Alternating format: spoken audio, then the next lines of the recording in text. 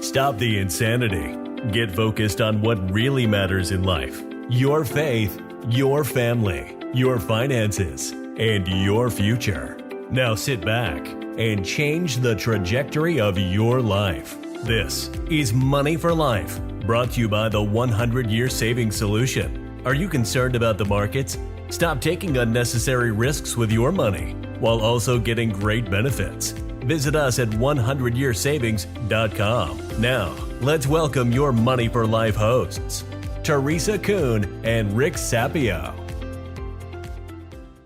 Hello, everybody. This is Teresa Kuhn and my partner, Rick Sapio, and this is Money for Life. And today we're talking about analysis paralysis versus courage. Have you ever met someone, and I know you have, we all have this person in our lives, that analyzes everything to death? Like everything, even the simplest thing, they analyze. And it dawned on me years ago when I was thinking about analysis paralysis, because I had a little bit of this, that it was really based on fear. And there's one thing about aging and becoming older that you recognize and you realize how little control we really have in our life. There's a song by John Lennon that he wrote for his son, Sean, beautiful boy. And it was a song that I used to sing to my son all the time when he was a baby. And the line is, life is what happens when you're busy making other plans. And I think that's just such a great quote, Rick, when it comes to those who analyze by paralysis and can't make a decision because they're gathering more data and trying to figure out all the what if scenarios. Who do you have in your life, Rick, that's like that? Unfortunately, there's too many people like that in the world. When it comes to anything, any decision, I would say the vast majority of us don't have faith, and we use information to make decisions as opposed to many other things like values alignment and purpose alignment and joy and speed and simplicity and probability of an objective happening. You know, it happened with us recently when we were writing a chapter of a book and we were going back and forth and getting really nitty gritty. And then we zoomed out and we said, wait a minute. What are we really trying to say here? And then all the analysis paralysis, which paralyzed us for a moment, went away. But I remember the story of a close friend of mine who, by the way, is extremely wealthy. It's actually the beginning of how our relationship began to terminate. We were working on a project together. This was about 14 years ago, if I remember correctly. And he left the office to go buy a car. And he said that he was going to check out other dealers. And my friend went to 26 dealers. Now, to go to 26 dealers that sell the same car, you have to travel a lot. And he spent weeks trying to buy this car. And at the end of the day, he bought the exact car he wanted 3 or 4 weeks later for exactly $800 less than he was offered the very first dealer he walked into. So he played dealers off each other, he lied and he schemed and he traveled around. And I would bet that he invested 200 hours in buying a damn car and saving $800. It is insane because people do that. People laugh at that story, but they do that in all areas of their life. They waste an immense amount of time on material things that aren't even going to last that long. And these material things are far less important than their spouse, than their children, than their passions in life and their hobbies, than the things I want to give to the world. We don't put it in that context. We don't think about it. So I would argue this analysis paralysis, the time it takes for us to analyze things, is destroying us. It's hurting us because when we're in that mode of life, we're doubting, we're unsure. It's not a positive way of being, it's a negative way of being. It's also, if you use that example of somebody shopping for a damn car, a piece of metal to save $800, he's scheming and he's lying and he's not responding and all of that stuff. But I'm reminded of a quote that really impacted me. I've said this quote 1,000 times in my life, and it's up in my house on the wall. Courage is the ability to act on limited data and insufficient information. Because in the best of all worlds, that's all you're ever going to have. You're never going to have all the data ever. You could do a quick Ben Franklin close in which you put the pros on one side of a piece of paper and the cons of a decision on the other piece of paper. And that's going to, most of the time, give you enough information to make a damn decision. But when we start taking time out of our lives in random ways, like it happened with one of my relatives, was having dinner with my wife and I and our kids, and this person was looking down at the cell phone at the dinner table. And I was furious because we take dinner very seriously. And they were analyzing a stock to buy, which was ridiculous. I said, why are you buying stocks? You've lost your ass trading stocks. So what can we do to wake people up to this notion that they waste an immense amount of time analyzing when they should be either deciding or looking at other aspects of their life to enhance and not just the data? Rick, you're in the business world. We're both entrepreneurs. And I know that many, many people have approached you with business plans. And in the business plans, there are all sorts of contingency plans in case the plan as presented doesn't work. What do you say to those people who present you with those business plans? I think most business plans are pieces of crap, because it forces people to analyze where the business is going to be in 5 years or 10 years or whatever, based on information that hasn't come to pass yet. I think it's far more important to not focus on creating a business plan, but instead focus on what's the purpose of the business? What's the catalyzing statement of that business? If you want to learn what a catalyzing statement is, watch my TEDx talk called Purpose 2.0. What are the values of that business? What's the business strategy, i.e., who's the ideal customer? Exactly what business are you in a very short paragraph? And then how will you deliver that product or service, both from a marketing perspective and from an actual product or service delivery? And that's where you should be spending most of your time. But people spend time on things that a bank would want, which are projections. And I have never seen business plan projections ever work out. So I think that your question hit the nail on the head. People spend many, many, many hours, days, weeks, months, years of their life creating these business plans that most of the time completely miss the point. Even if they start the business, they never, ever happens the way the business plan says it will. So I think it's a waste of time. So what I say to them is exactly what I just said to you now. Don't focus on that. Focus on the business frame. And the business frame are those important things that I mentioned, which are the purpose, the catalyzing statement, the values, and the strategy of the business. And then have some key longer term objectives and key annual objectives broken out quarterly. I think that's much, much more effective. And it takes much more conscious thought, much more intentional thought than going through a software package and filling out a business plan. This is a message from our sponsor, the 100-Year Savings Solution. Rick and I do these podcasts because we want to impact people's lives in 4 areas: their faith, their family, their finances, and their future. And with the 100-Year Savings Solution, it gives you more options to live a better life in those 4 areas.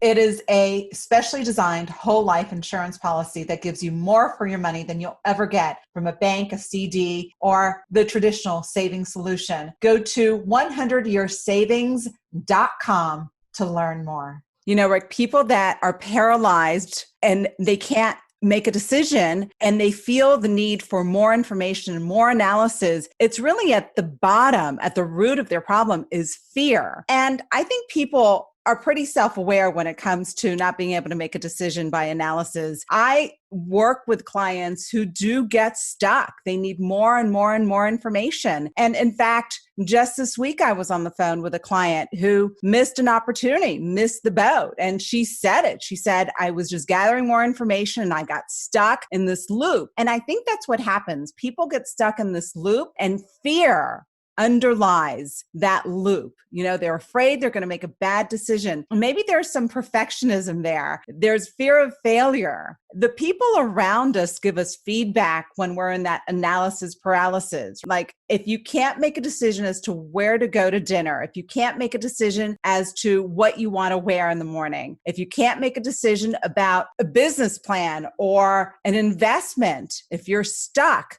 realize that it's coming from fear, and you will never have perfect information. You will never have perfect data.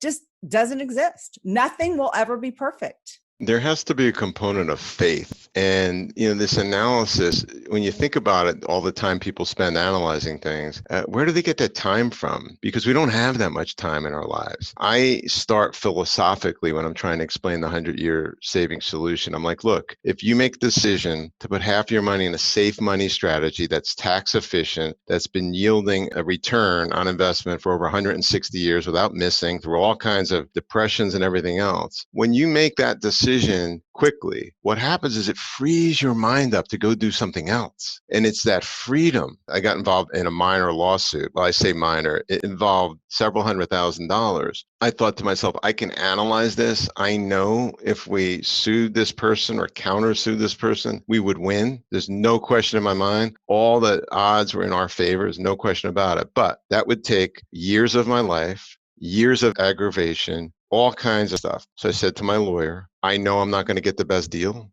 but me getting 50% of the way toward a decent deal, just 50% of the way there, is worth my sanity. And he was like, really? I said, yes. And he presented a deal that I probably would have been talked out of if I showed it to my board. But I was like, you know what? I just want this toxicity off my desk and out of my life. And what if we made decisions from that our personal freedom and happiness and fulfillment was worth more than analyzing something to get the best deal? And that is really the essence of what we're trying to talk to you about today, which is you can look at, for example, what Teresa and I do here in Money for Life, where we tell you to have a purpose for your life and for your family and for your business, have values that are strong, be energized about having the best possible scenario in the 4 areas that we talk about: faith, family, finances, and future, and make decisions quickly. Stop laboring over things, because what happens is, I love the quote that life is what happens when you're busy making other plans. I think it's even worse than that today. I think life, unfortunately, has been reduced to those small windows of time between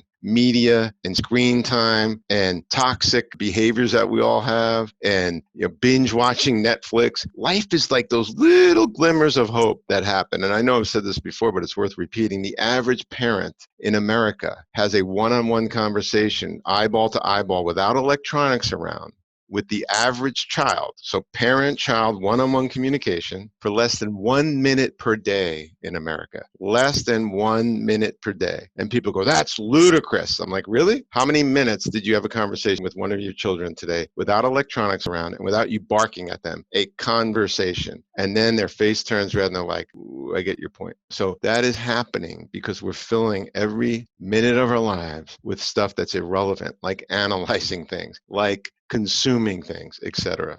Rick, when we started our family business, our family project, and that was over 3 years ago, my husband, who is an engineer by training, is analytical, and he's typically not paralyzed. But when there's a big decision to be made, he can overanalyze. And we had to make a decision as to whether we were going to hire this business coach to guide us in starting and launching the business. And it was a huge investment for us, especially when we're starting from zero, no revenue. And he suffered so much for several days. And he came up with all of these questions, tons of questions that we needed answered before we hired the business coach. And I remember just turning to him and saying, how are we going to get those answers without a business coach? Like, where are we going to get those answers? He was just so stuck in that paralysis and fear. What was the fear? What was the worst thing that can happen? Well, it could have been pretty bad. And as it turned out, we hired the business coach.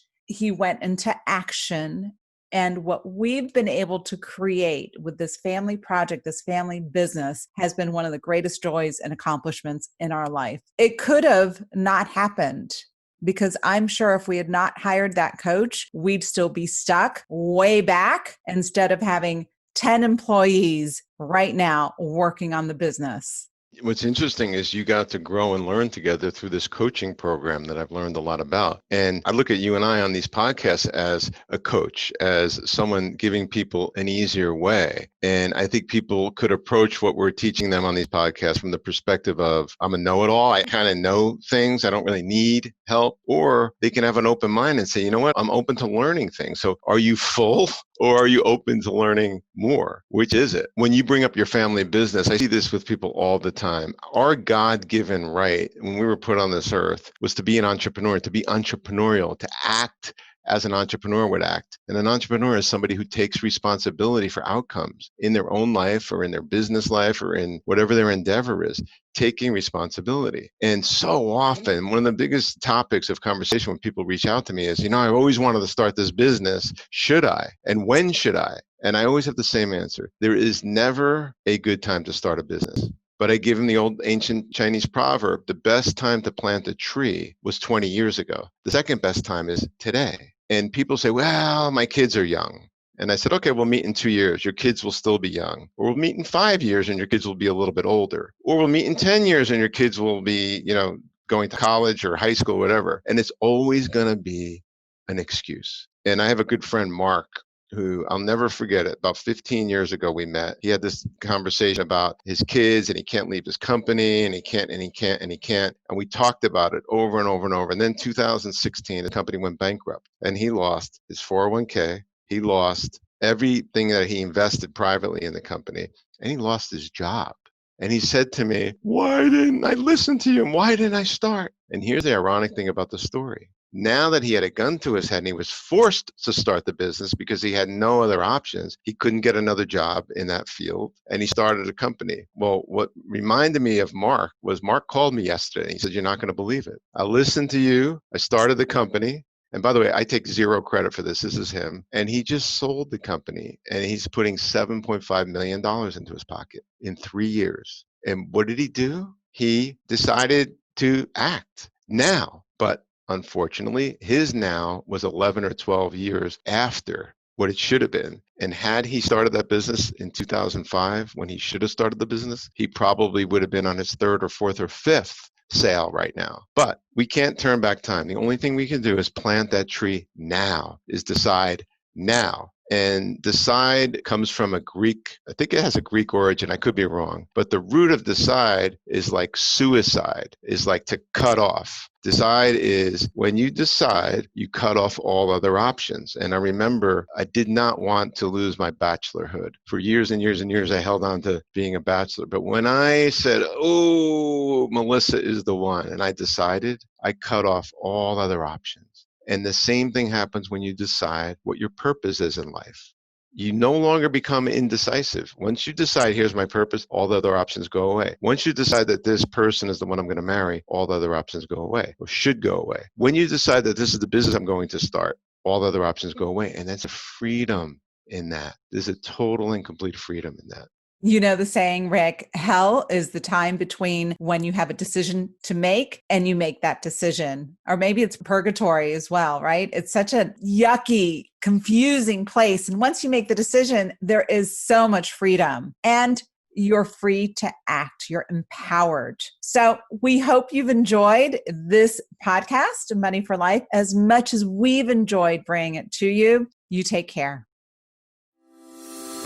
You have just experienced the Money for Life podcast, brought to you by the 100-Year Savings Solution. Implement these strategies today and create a life by design. For more information, visit 100yearsavings.com. Have a blessed day.